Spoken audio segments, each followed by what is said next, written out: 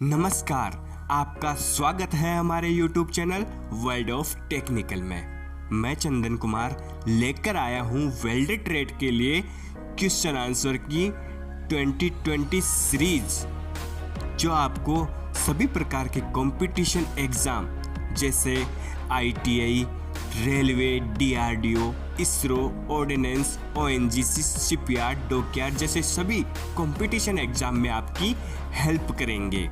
तो आइए स्टार्ट करते हैं आज की हमारी 18वीं 2020 क्वेश्चन आंसर सीरीज। हमारा पहला क्वेश्चन है, वेग के आधार पर फ्लेम कितने प्रकार के होते हैं? जिसका राइट आंसर है 3 प्रकार के। पहला है सॉफ्ट फ्लेम। इस फ्लेम में एसिटिलीन गैस की मात्रा ऑक्सीजन की अपेक्षा थोड़ी अधिक रखते हैं, जिससे ये फ्लेम सॉफ्ट और कम आवाज़ करने वाला बनता है। दूसरा है सख्त फ्लेम। इस फ्लेम में दोनों गैसों की मात्रा समान रखते हैं या इसमें ऑक्सीजन थोड़ी सी अधिक रखते हैं, जिससे यह फ्लेम थोड़ा आवाज़ करता है और थोड़ा वेग इसका अधिक रहता है। और तीसरा जो हमारा फ्लेम बनता है वो है डेटोनेशन फ्लेम। इस फ्लेम के अंदर ऑक्सीजन की मात्रा बहुत अधिक रखी जाती है, जिसकी वजह से ये फ्लेम बहुत ज़्यादा आवाज़ करता है और इस फ्लेम को वेल्डिंग कार्य में प्रयोग करना पॉसिबल नहीं होता, क्योंकि इसका वेग बहुत अधिक होता है। हाँ, हालांकि हम इस फ्लेम को प्रीहीटिंग वर्क में यूज़ कर सकते हैं। हमारा दूसरा क्वेश्चन है, गंधक के बुरे प्रभाव को ख़त्म करने के लिए फिलर मेटल में किसका प्रयोग करते हैं? जिसका राइट आंसर है मैग्नीज का। देखिए, किसी किसी धातु में गंधक होता है जो वेल्डिंग में रुकावट डालता है, वेल्डिंग करने में परेशानी आती है। इसलिए इसके बुरे प्रभाव को कम करने के लिए फिलर मेटल में मैग्नीज को मिलाया जाता है। हमारा अगला क्वेश्चन है, सोल्डरिंग आयरन की टिप किस धातु की बनी होती है? जिसका राइट आंसर है तांबा, जिसको आप इमेज के माध्यम से भी देख सकते हैं, समझ सकते हैं। सोल्डरिंग आयरन के आगे वाला मुंह, जिसकी सहायता से हम सोल्डरिंग करते हैं, उसे हम टिप कहते हैं और ये कॉपर की बनी होती है। हमारा अगला क्वेश्चन है, सोने के गहनों की ब्रेजिंग हेतु कौन सी विधि प्रयोग करते हैं? जिसका राइट आंसर है ब्लो पाइप ब्रेजिंग। ये भी एक तरह के गैस वेल्डिंग जैसा ही प्रोसेस होता है। कभी कभी आपने सुना होगा कि सुनार गहनों की झलाई कर रहा है, गहनों को ढलाई कर रहा है, तो वो ब्रेजिंग के द्वारा ही होता है। हमारा अगला क्वेश्चन है, वायुमंडल में उपस्थित ऑक्सीजन व नाइट्रोजन गैस की मात्रा कितनी प्रतिशत है? जिसका राइट आंसर है नाइट्रोजन की 78% और ऑक्सीजन की 21% उपस्थिति वायुमंडल में है। हमारा अगला क्वेश्चन है, एक्सोथर्मिक रिएक्शन किसे कहते हैं? जिसका राइट आंसर है रासायनिक क्रिया को जब एक्सोथर्मिक कहते हैं जब वह ताप उत्पन्न करती है, यानी कि कोई भी रासायनिक क्रिया जब ऐसी हो जिससे हीट बनती है, जिससे ताप उत्पन्न होता है, उसे हम एक्सोथर्मिक प्रोसेस कहते हैं। हमारा अगला क्वेश्चन है, एंडोथर्मिक रिएक्शन किसे कहते हैं? रासायनिक क्रिया को जब एंडोथर्मिक कहते हैं जब वह ताप को सोख लेती है, यानी कि कोई भी ऐसी रासायनिक क्रिया जो हीट को ऑब्जर्व कर लेती है, हीट को कम कर देती है, ऐसी रासायनिक क्रिया को हम एंडोथर्मिक रिएक्शन कहते हैं। हमारा अगला क्वेश्चन है, गैस वेल्डिंग में फ्यूजन का अभाव दूर करने के लिए क्या करना चाहिए?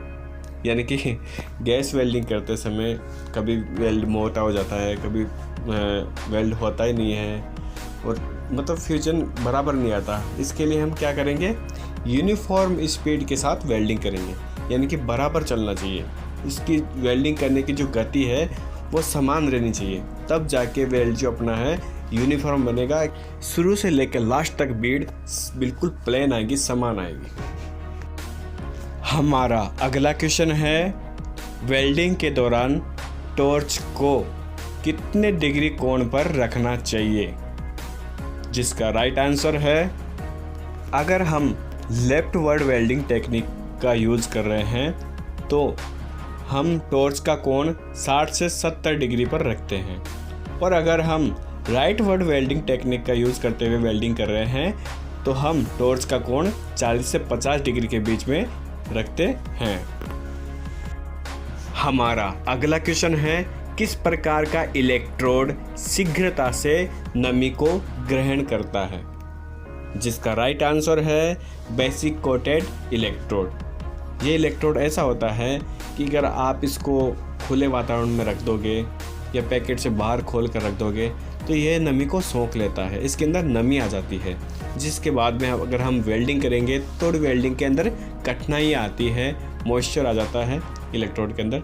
इसलिए इस इलेक्ट्रोड को कोटेड रखना चाहिए, अच्छे पैकेट में सूखे में रखना चाहिए।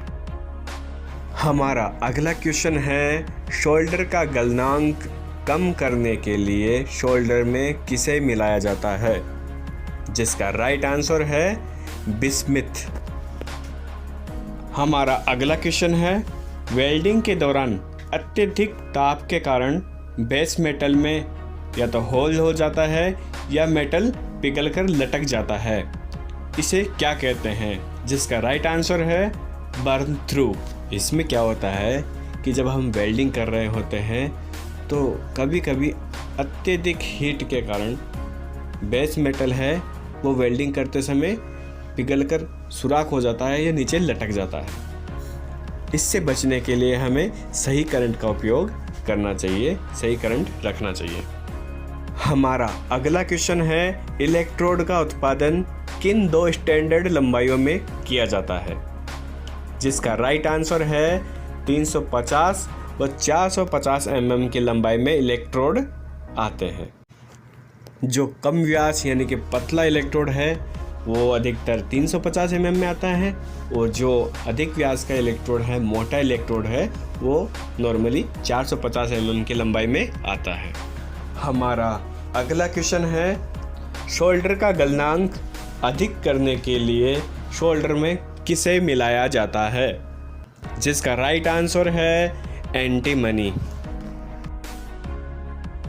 हमारा अगला क्वेश्चन है, कौन करंट हीटिंग किसे कहते हैं? जिसका राइट आंसर है, वेल्डिंग करते समय धातु को दिया जाने वाला अतिरिक्त करंट ही कौन करंट हीटिंग कहलाता है। कभी कभी अच्छे फ्यूजन के लिए वेल्डिंग के स्टार्टिंग में मेटल को अधिक करंट दिया जाता है, जिससे कि स्टार्टिंग में फ्यूजन अच्छा आए, क्योंकि लास्ट तक में तो फ्यूजन अच्छा आने लगता है क्योंकि मेटल पूरा हीट हो जाता है। स्टार्टिंग में थोड़ी प्रॉब्लम आती है, कम फ्यूजन आता है, पेनिट्रेशन कम आता है। इस समस्या को दूर करने के लिए हम कौन करंट हीटिंग देते हैं। हमारा अगला क्वेश्चन है, वह कौन सी इलेक्ट्रोड है जिससे बहुत अधिक धातु चढ़ाई जाती है? जिसका राइट आंसर है, आयरन पाउडर इलेक्ट्रोड। जहाँ हमें मोटी बीड जमा करने हैं या वेल्ड मेटल, फिलर मेटल अधिक भरना है, उस कंडीशन में हम आयरन पाउडर इलेक्ट्रोड का प्रयोग करते हैं। ऐसे इलेक्ट्रोड की कोटिंग में आयरन पाउडर मिलाया जाता है, जो पिघलकर फिलर मेटल के रूप में मेटल फिल करने के काम में आता है। हमारा अगला क्वेश्चन है, इलेक्ट्रोड जो कि कोटेड नहीं होता है क्या कहलाता है? जिसका राइट आंसर है, बेयर इलेक्ट्रोड। यानी कि ऐसे इलेक्ट्रोड जिसके ऊपर फ्लक्स की कोटिंग नहीं चढ़ी होती है, वह बेयर इलेक्ट्रोड कहलाते हैं, जिनको आप इमेज के माध्यम से भी समझ सकते हैं। पहले जो ये वाइट कलर के बेयर इलेक्ट्रोड हैं, इनका प्रयोग हम टिक वेल्डिंग में करते हैं, और जो ये रोल के रूप में जो इलेक्ट्रोड आता है, इसका हम मिग वेल्डिंग में यूज़ करते हैं। कोई लोग गैस वेल्डिंग फिलर रोड को भी बेयर इलेक्ट्रोड बता देते हैं, लेकिन इलेक्ट्रोड वही कहलाता है जिसकी सहायता से हम आर्क स्ट्राइक कर रहे हैं, आर्क उत्पन्न कर रहे हैं। गैस वेल्डिंग में जो रोड हम यूज़ करते हैं उससे हम केवल मेटल को फिल करते हैं, मेटल को भरते हैं, उससे कोई हम आर्क स्ट्राइक नहीं करते हैं, इसलिए वो इलेक्ट्रोड नहीं कहलाती, वो फिलर रोड कहलाती है। ठीक है, हमारा अगला क्वेश्चन है SWG का पूरा नाम बताइए, जिसका राइट आंसर है स्टैंडर्ड वायर गेज। हमारा अगला क्वेश्चन है वेल्डिंग में वेल्ड मेटल को वायुमंडलीय प्रदूषण से बचाने के लिए क्या करना चाहिए, जिसका राइट आंसर है फ्लक्स कोटेड इलेक्ट्रोड का प्रयोग करना चाहिए। क्योंकि फ्लक्स कोटेड इलेक्ट्रोड का जब हम प्रयोग करते हैं तो जो हमारा फ्लक्स है वो पिघल कर वेल्ड मेटल के ऊपर स्लैग के रूप में फैल जाता है, जो वायुमंडल की अन्य गैसों को अपने वेल्ड मेटल में प्रवेश होने से रोकता है, जिससे हमारा मेटल खराब होने से बचता है और हमारे वेल्डिंग में कोई भी दोष आने से बच जाते हैं। हमारा अगला और आखिरी क्वेश्चन है डिपॉजिट क्षमता बढ़ाने के लिए फ्लक्स कोटिंग में क्या मिलाया जाता है, जिसका राइट आंसर है आयरन पाउडर, जो मैंने पहले भी समझा दिया था। और ये भी वही क्वेश्चन है कि अगर हमें एडिशनल मेटल फिल करना है तो उसमें हम आयरन पाउडर इलेक्ट्रोड का प्रयोग कर सकते हैं। ये सभी क्वेश्चन आंसर बहुत ही महत्वपूर्ण हैं। इन्हें आप अपने नोट्स बुक में उतार सकते हैं तथा खुद के नोट्स बना सकते हैं। अगर आपको हमारा वीडियो अच्छा लगा तो चैनल को सब्सक्राइब करें, लाइक करें और अपने दोस्तों के साथ शेयर करें। और हाँ, बेल आइकन को प्रेस करना ना भूलें, ताकि हमारी अगली 2020 सीरीज जब भी आएगी तो तुरंत आपके पास पहुंचेगी। तो मिलते हैं वेल्डर थ्योरी की अगली 2020 क्वेश्चन आंसर सीरीज के साथ। Thank you so much.